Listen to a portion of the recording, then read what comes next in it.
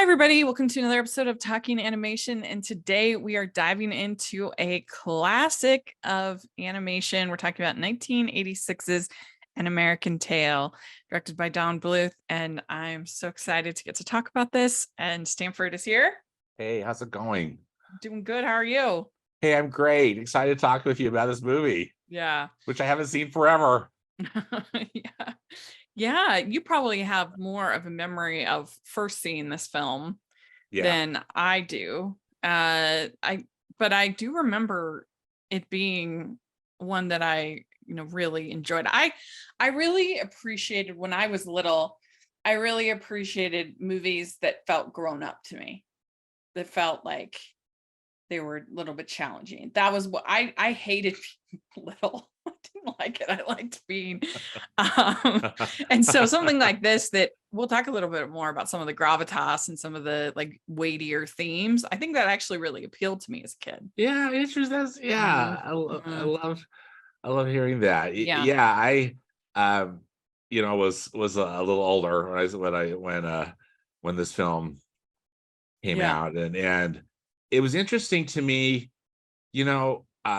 Steven Spielberg was really the it boy, in the 80s. Yeah. Right. Well, I think definitely into the 90s, but the 80s, was kind of these the go-go 80s where he had E.T. and then he was getting involved with so many different things, but and that he would have, kind of front his name on an animated film. I just thought was really interesting. Yeah. And then also that it's a Don Bluth, so just kind of the combo was that in and of itself was probably more memorable to me than the movie itself. And we can get into that. I probably didn't actually see it until home video. Yeah. Because I would have only been 5, and I doubt my parents would have taken me at that age to see it. Maybe, I don't know. It was a different time. I feel like in the 80s, it was more like if it's Disney or Disney like, you went and saw it. Yeah, you go. Absolutely. And it was kind of like this stamp of family approval, family friendly approval. Yeah. And now there's just so much that I think you kind of weigh the decision a little bit differently than you did back then. Yeah. But I probably still didn't see it until home video, but I'm not sure. But yeah, it was an interesting time for animation, because those years in the 80s, a lot of times there was 1-2 animated films a year, as far as mainstream. Well, right. We've talked about like you'd be lucky if you get one. Yeah. And now you look at it and it's just like there's one a week, somewhere, on a streaming service or anyway. Yeah. So in this movie came out the same year as The Great Mouse Detective. Yeah. And it was a big hit. It was the highest grossing non-Disney animated film at the time. And it's Don Bluth's second highest grossing animated film, only behind Anastasia. Yeah. Yeah. I that's what I remember too. I think it was very popular with the family crowd. And again, just with the names attached to it, I think that was a real draw for people, as well as Fievel being such a sympathetic, kind of instantly likable character, And it beat Great Mouse Detective by 22 million. Interesting. Yeah. Okay. I was so glad thank you for doing that research, because I wanted to talk about that. So which is really interesting. And it's a good one to talk about now, and part of the reason why I thought about it was because it's an immigrant story, and we have this elemental that's come out that's also an immigrant story. So I thought it would be a fun one to kind of think about and talk about. Absolutely. And then from a selfish standpoint, Rachel, I literally just watched The Great Mouse Detective this week too, as part of my Disney 100 watching project. Yeah. So that was fun to be, just to see, having I'm sure I saw both of them in the theater, in '86. I just don't remember like how far apart they were released and all that stuff. It was the Year of Cute Mice movie, animated Seriously. films. Seriously. I mean, I defy anyone to produce a cuter protagonist than Fievel Mouskowitz in this movie. He is absolutely adorable the way he's designed. When he's like putting on that hat, it is so cute. It's so cute. And then that, the animators must have had so much fun making him so cute because he puts his little head down and Liz puts his eyes up, It's just adorable. It's adorable. Yeah.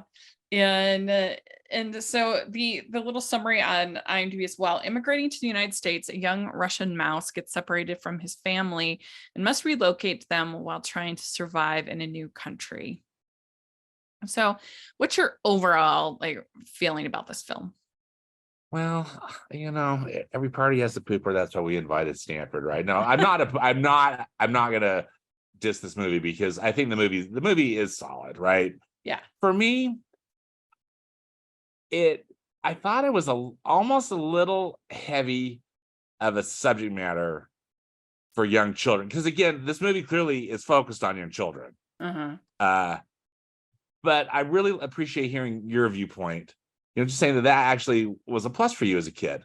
That it was really almost a more mature film. Yeah. And also, and it's hard to put a finger on this, Rachel. And again, I don't want you to be a jerk.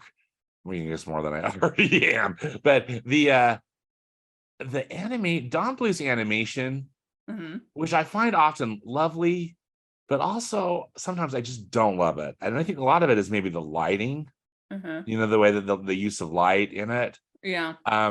Because again, here, the whole movie is basically Fievel surviving one disaster or one tragedy after another, but yet it's so beautifully lit. Fievel's about and there's all these sparkles and all this stuff. And I just think, and sometimes it goes really moody too, like when Fievel gets lost, into the ocean. That's dark and really scary. But I don't know. There's just something about Don Bluth animation that often just doesn't work for me, and it's hard to it's really hard to articulate it it's interesting. So we talked about this I brought it up on Twitter that Siskel and Ebert, in their review of the movie, they said that they thought it was too morose, too downbeat for children. And this is obviously just a thing of taste, because I feel that way about The Rescuers. Right. I feel like that is just so, by the time she's telling Penny that she's worthless and nobody would want to adopt her, and like, oh my God. And then I'm like, bring The Rescuers every day, So it's I'm with you. It's a totally matter of taste. So and I think it does depend on the kid as well. That exactly. that you kind of have to know your own children and how they're impacted by music and by all that stuff that what nobody can, no rating board, no critic can tell you what's right for your own kid. Children, or the children in your life. Totally agree. So I think this movie has a lot of strong points, and clearly that Somewhere Out There song, what's sweeter than that? Both the pop version and this film, the version from the film. But here's an interesting question: do you like this or the sequel, Fievel Goes West, better? I know actually quite a few people who prefer the sequel. What do you think? Well, it's been a long time since I've seen Fievel Goes West, so as I recall, though, I think I liked it better. Well, Morgan and Chelsea over at Rotoscopers, they like this. They liked the sequel better. I've heard it from quite a few people. And Jimmy Stewart is a lot of fun in that. I do love, it has another great song, Dreams to Come, which is one I've done in recitals. I absolutely love that song. And so I would say, I do think that Five Goes West, I would say, is underrated. I think it's underappreciated. But I don't know. It's interesting. It is Uh, interesting, and I guess I'll have to watch Philo Goes West yeah. again. Probably maybe we should do Yeah, that that'd be and fun. talk about it. Not that I'm wanting to put stuff on your busy calendar, but Are you a fan of Rachel's reviews? Do you look forward to Family Movie Night, Female Film Critics panels, or the Talking Disney podcast? If so, please consider supporting the podcast by becoming a Patreon. As a patron, you get to access monthly events such as the watch-alongs and Q&As, where you get to talk to stars and find out the behind the scenes of the movie making industry. And you can pick what I review for Family Movie Night or even become a guest on the podcast. Podcasts and YouTube channels are expensive, and I really, really could use your help. I would so appreciate it. You also get to be a member of the Facebook group where we talk about all the films that we're seeing, and we have so much fun. Go to patreon.com/hallmarkies and select one of the Rachel's fan tiers. That's patreon.com/hallmarkies. I think having an immigration tale and something for kids to think about is really important. And so I like that, because I just feel like that there's truth to it. Mm-hmm. But also sometimes I felt like I was watching, a Don Bluth version of The Hunchback of Notre Dame, which I just felt like, which I feel like it's that in that. I mean, I don't mind that it was animated at all. In fact, there's so much that's good about that film, but that it's put under the Disney brand, so meant to be very family friendly. And I think that just thematically, it might be too much. And again, that's just one put under the Disney brand. No, Hunchback. Oh, right. Oh, okay. Yeah. Yeah. No, I agree. I was not prepared for that film. I asked on Twitter. I said, "What do you think is the right amount of sad in a film for kids?" And I got a bunch of different responses. My friend Kevin, he did say it's interesting that they initially gave it 2 thumbs down, but they would speak more highly of the film later on down the road. Siskel and Ebert. Yeah. So I guess when you're watching Pebble and the Penguin or some of these others, you're like, oh, Thumbelina. you regret when you're listening to Mary the Mole. You're thinking, go back to Bible. Yeah. It's looking pretty good. Exactly. Yes. Bo Butts 84185, he says, I was a child when I saw this movie and it was not even remotely too sad. As long as you cut the sad with some hope or happiness and keep the scary in check, it can be fine. Mike K says, how about the classic Disney stuff, Dumbo, Pinocchio, Bambi? Too sad for kids is rather subjective, so it's hard to gauge what the appropriate level should be. And my response, I mentioned the Rescuers, and then I says Disney films, the early Disney films, you have to remember that the world was at war. It was a sad time, so it's kind of appropriate.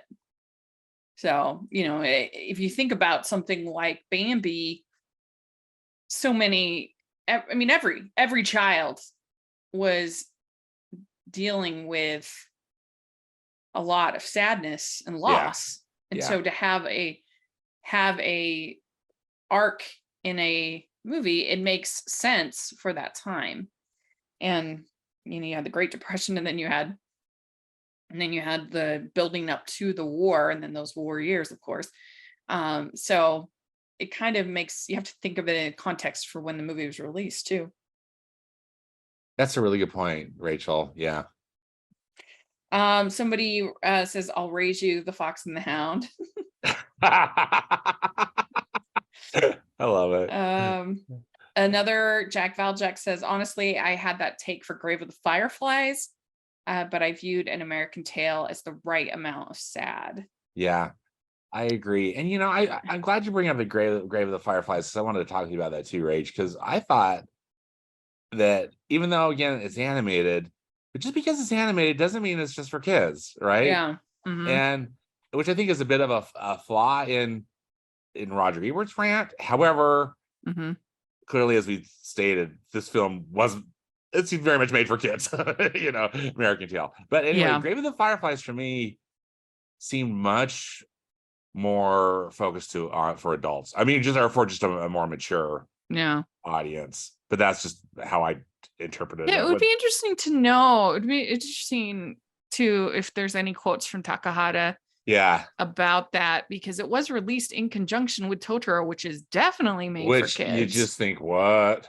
Talk about, crazy double feature. Yeah.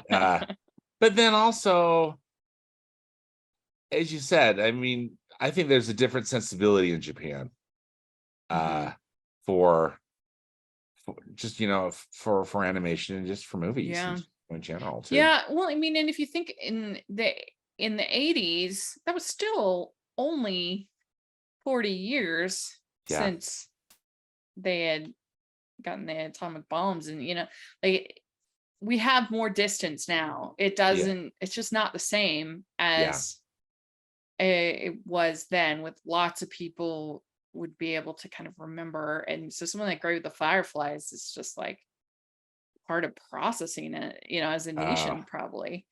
Exactly. But yeah, I'd say I do think it is not necessarily for kids, and certainly all animated films, even if they aren't like adult films, aren't necessarily certainly for little children. Right. So yeah, that is a sort of a discussion. Jennifer House says, wow, I watched so many depressing movies as a kid and read depressing fairy tales like the original Little Mermaid by Hans Christian Andersen. I think it's good for kids to be exposed to some sadness in their stories, because life contains sadness. Stories help prepare us for life. Yeah, see, perfect. I agree. Yeah, it's a good comment. It is. It's a really good comment. And as I was mentioning earlier, that this is an immigrant story. I think it's a really interesting way to expose American kids. I mean, they're just kids anywhere, but about the history of our country, and that our country is made up of immigrants, and anyway, that I think is a very thought-provoking thing to help kids start to understand that. A couple more comments. CC Takahata says, I always thought it was the right balance of sadness and hope. Somewhere out there is still such a nostalgic song. Kevin the Critic says, if the story necessitates it, go ahead and make it sad. The movie has a happy ending, so that's what the kids will probably walk away with, which I think is true. And maybe that's part of the thing about Hunchback, is that the ending is a little bit more bittersweet. Yeah. So maybe that's part of that overall you don't walk away feeling quite as hopeful as you do with this story. And then you had to deal with the gargoyles. Yeah. I mean, they do try to get some comic relief, but that's one thing in this. But Tiger doesn't come until really late in the movie. I forgot that. Me too. He doesn't come in until 56 minutes. Yeah, into the movie. Which surprised me. I didn't remember that. Me too. Yeah. So they're living in Russia, and they're Jewish characters, which was like a big deal at the time. And that was something Spielberg really, part of his interest in the whole project. Welcome to the Pilot Podcast. My name is BJ. And my name is Me Too, and we promise this promo is worth it, so please don't skip ahead. We're two judgy friends who put our judgmental skills to work for you. We review the pilot episodes of new and popular shows, and shows that our listeners request to answer your question, should I watch this? Look, a lot of us are spending a lot more time at home, and yes, we should be reading and trying new projects and enriching ourselves, but does anything beat binging a great show? Let us take the guesswork out of deciding what your next show will be. Tune in to The Pilot Podcast at thepilotpodcast.com. Says a lot of things were based on his family, on Spielberg's family. It says the scene in which Fievel presses up against the window to look into a classroom filled with American school mice is based on a story Spielberg remembered about his grandfather, who told him that Jews were only able to listen to lessons through open windows while sitting outside in the snow. And then it says Bluth felt uncomfortable with the main character's name, thinking Fievel was too foreign sounding, and he felt audiences wouldn't remember it. Spielberg disagreed. And it was based on a member of his family was named Fievel. I mean, I think it's a cute name. I don't see any issues. I like the name. I think it's a perfect name. Yeah, it's really cute. For the and Moskowitz is adorable. Mm-hmm. And it is nice to have, like, if kids aren't old enough for, let's say, like Fiddler on the Roof, like this would be a good kind of way to talk about some of these themes and what happens to people and prejudice, and a pretty palatable, I think, way to kind of talk about some of these things. The Cossacks come in and ride through and attack. And what did you think about the fact that they decided to have human world and the mouse world, that they didn't go like full anthropomorphic? Well, see, I love it because it of course, hello, the rescuers, but also the Great Mouse Detective does it. And I think it's a fun way fun thing for storytelling. There's kind of this other world going on in miniature, with the mice. And so that really worked. One thing I wasn't sure though, and I guess in this movie too, when with the cats being so truly evil, like the cats are all, except for Tiger. Yeah, except for Q Tiger. Yes. What do you think about it though, Rach, with the mice coexisting, with the humans? Yeah, I enjoy it. I think it's fun to sort of see them like this world within a world. Yeah. I think I enjoy it. And so then they end up on the boat, and we get our first main song, No Cats in America, which is really good. I think that the music in general in this movie really elevates it a lot. The songs are good. I agree. Yeah. James Horner, I love his music. Yeah, James Horner delivered. Oh, gone too soon. But there's just this heart to anything he writes. I loved. It's so good. And so he ends up following the fish up to the top of the boat, and then he ends up I love the whole design of the ocean as an actual literal monster. Yeah, I thought that was very creative. Creative, really cool too. Yeah. And is it Poseidon, or is it just the monster? I just wasn't sure if they were representing something else. But anyway, I don't know if it's like a specific creature. I just took it as sort of like a monster. Yeah. But I love that design. That's a great way to do it. I agree. Mm-hmm. This is so nitpicky. Again, sorry, I don't wish to be a jerk. But one thing that I found, I remember being frustrated with this earlier, and then with this rewatch, that Fievel,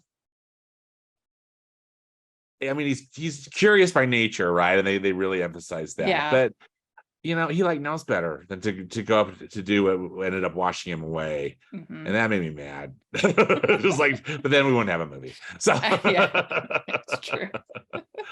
Just like he just loves that hat, I know. I was like, better though. Don't do this. So he ends up going to New York in a bottle, and he meets what's his name? Henri, is voiced by Christopher Plummer. I didn't even realize that until I started researching for this. I didn't know that was Christopher Plummer. I forgot it was Christopher Plummer. He's so good. And I was grateful to the storytellers that Fievel, at least when he gets to America, that there's a helpful person, a helpful creature that helped, takes him in and feeds him and gives him a bath and cares about him, because here he is, he's never. Yes, he's lost his parents, he's lost his family, and and then of course then it gets into like Yeah. thing after thing with bad people after bad people, or bad creatures after bad creatures. But anyway. Well, one of the interesting things in the Siskel and Ebert review is that they talk about it being too deadbeat, too sad. But they also talk a lot about feeling like the movie gets into caricature too much. You have the drunken, I think it's Honest John, the drunken Irish politician. You have the Madeline Kahn character. I don't know what nationality she's supposed to be. I have something to say about that. We'll get there. So secret weapon. We'll get there. But how do you feel about that? Do you think it is does it go too much into caricature, or I don't know? What do you think? It maybe walks a fine line. I didn't necessarily think that it was like to the point of maybe kind of being offensive or inappropriate, but also it almost like it kind of took an easy way and made these pretty, wide sweeping racial, cultural, particularly stereotypes. And yeah, it didn't necessarily bug me, but definitely it's there. I see the point. I think when you're trying to tell an immigrant story, and particularly an immigrant story for this time period, I can see and understand why they kind of wanted to lean into some of those, make it just because you don't have time in an animated film to like super develop every side character. Sometimes you just need somebody to be somewhat of a caricature. You just need them to be the mob guy or the, the kind of thing. And I'm okay with that for the most part. I don't know. I agree. I don't think that anything was too offensive or mean-spirited. I didn't think it was mean-spirited at all. Mm-hmm. But I'm with your age, but sometimes just like for economical storytelling, you just have to kind of move things forward in that way. Yeah. But then I say that, but I'm not in any of the groups that were characterized. So well, I see exactly. So I'm probably not the one to ask about Madeline Kahn. Sorry, I didn't mean to interrupt you. You first, and then I'll. I don't even know what she is. She's just like. I don't either, but it reminded me. She plays this character in Blazing Saddles, who's like this nightclub singer, but who's kind of like this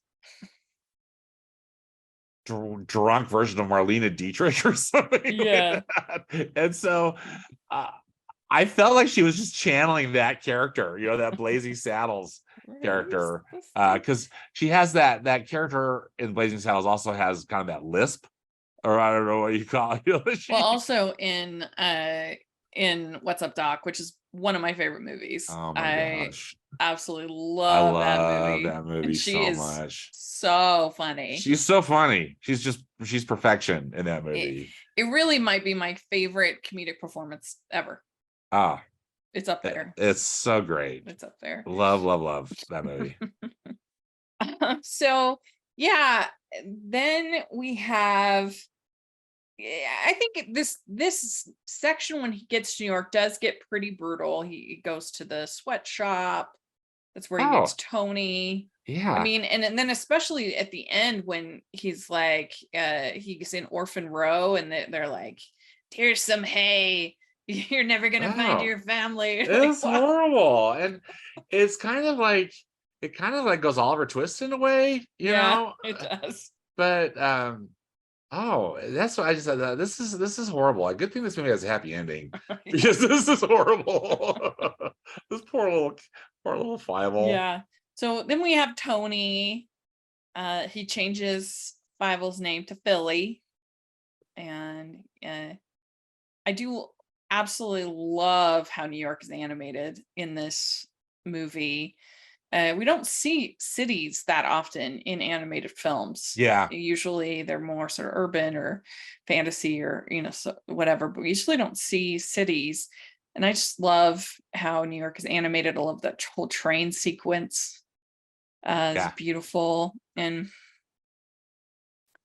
then he there's that scene where there's a bunch of scenes where he thinks he hears his his dad. Yeah. Either playing the violin or talking or whatever, and it turns out it's the Victrola, and you're just like, oh. I know, so sad. And so then they meet Bridget. She's the suffragette Yeah. kind of mouse. And then somewhere out there is the highlight probably of the whole movie, and it won 2 Grammy awards, which I didn't know. Thought it was interesting. Oh, interesting. Yeah. Mm-hmm. It did not win the Academy Award, right, that year? It did not. Yeah. Let's see what. We'd like to take a second and thank our sponsor for this episode of the podcast. It's the Hallmarkies merch store. Are you looking for that perfect gift for the postable, Hardy, or Hallmarky in your life?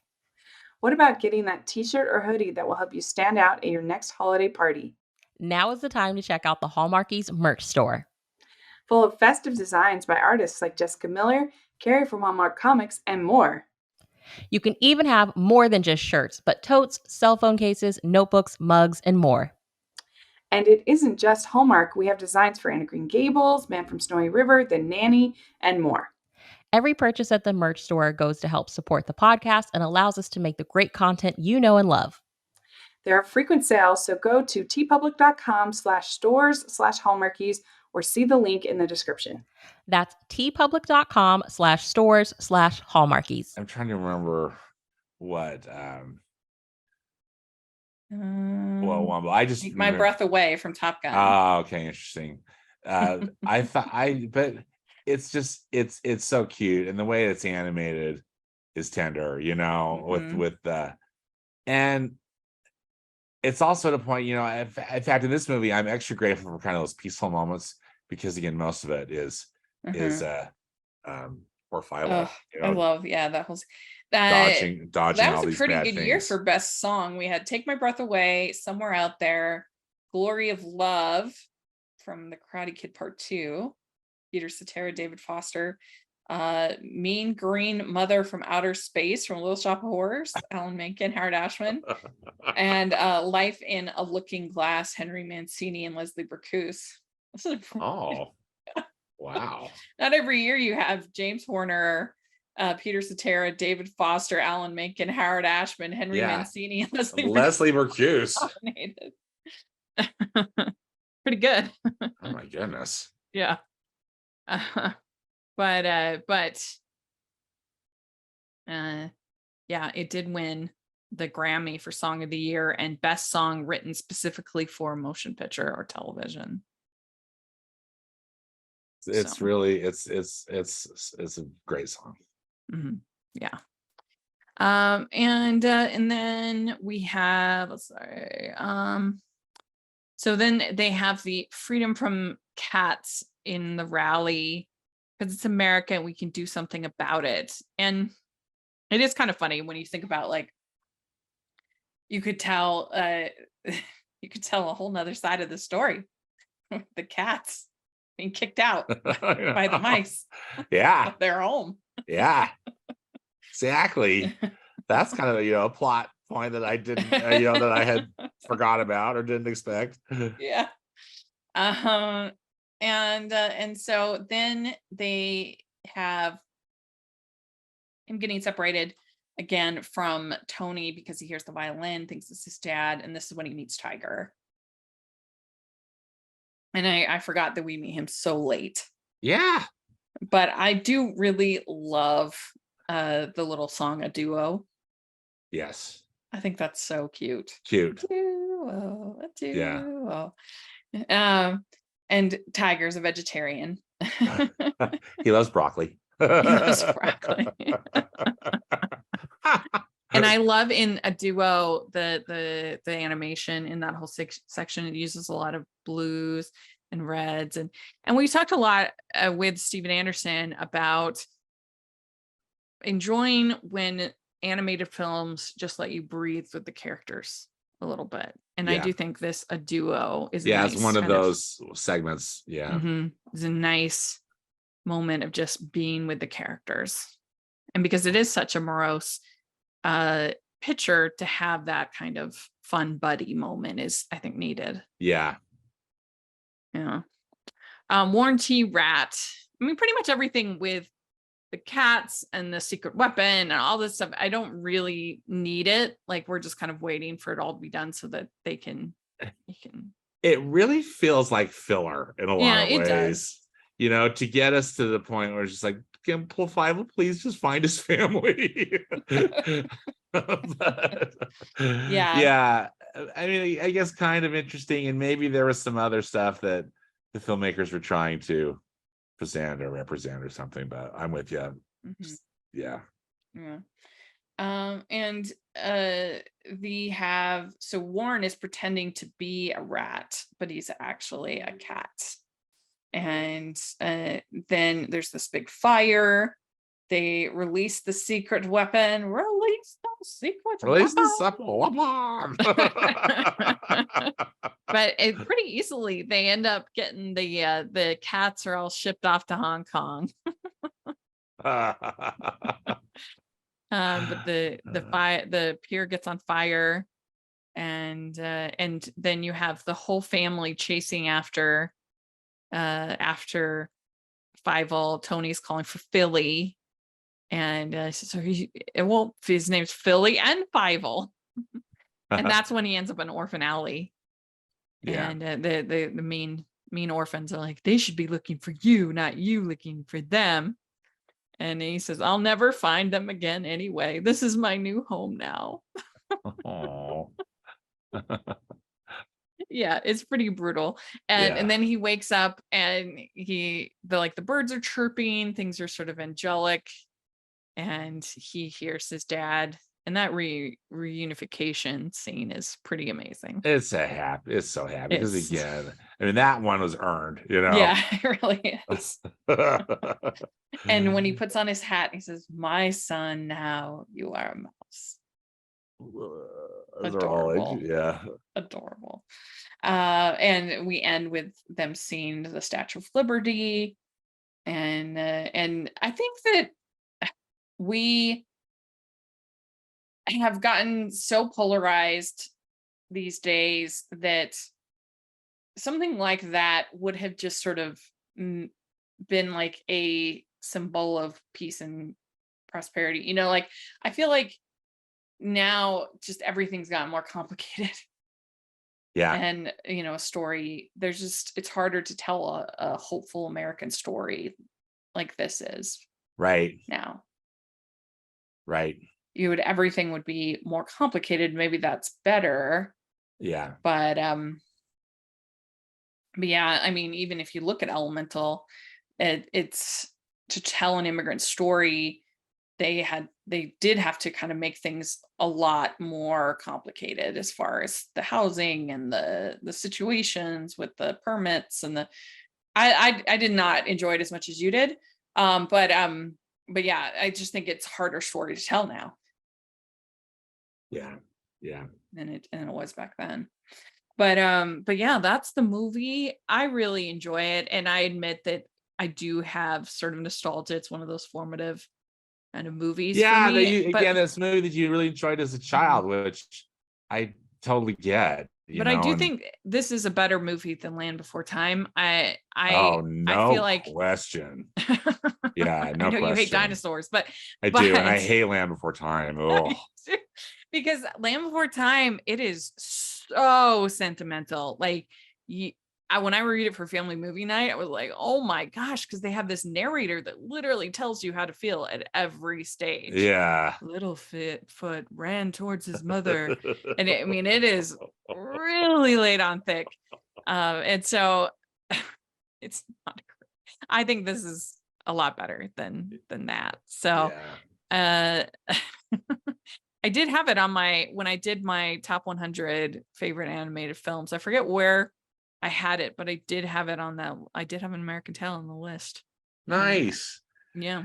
Well, and it said like the box office, I think, speaks for itself. I mean, this was a popular film, and I think too it, again, I think the strength for me is just Fievel's is so cute, and I just really like that an immigrant story was attempted. I can't say that I love everything about the execution of it, but doesn't matter, it matters. Yeah. I think that overall people liked it, and Yeah. it's it's an enduring So classic. Secret of Nim, would that be your favorite Don Bluth? My favorite Don Bluth is Anastasia. Oh, okay. But I love Anastasia. Yeah, I think Anastasia was like primo. Mhm.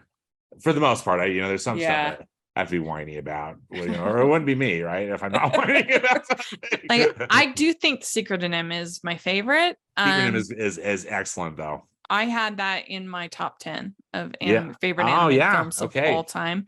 I just love Mrs. Brisby as a character. Yes. And her journey is she's such an unlikely, a humble hero. Like, she doesn't want to be to do this, but she has to do it. And I just love her character so much in the animation, and it's really beautiful. But yeah, Anastasia I love, and I have huge nostalgia. All three made my top 100.